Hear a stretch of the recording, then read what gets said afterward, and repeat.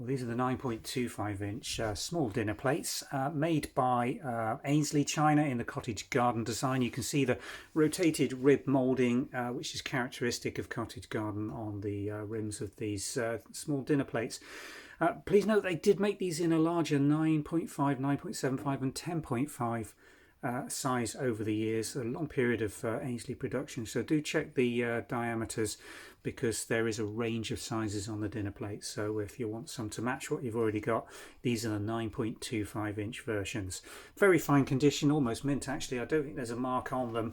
Late 20th century production factory marks. There you go, Aynsley Cottage Garden, fine bone china, made in England, and the glaze is absolutely perfect. Don't know where I can get a reflection in this light box. Yeah, look at that. Not a mark on them, not a knife mark. I don't think these have ever been used. Probably been on display on a dresser for their entire life. Just an orange butterfly on these transfer block patterns with the 6 blocks of peripheral rim floral design. Very good condition. Aynsley Cottage Garden 9.25-inch small dinner plates.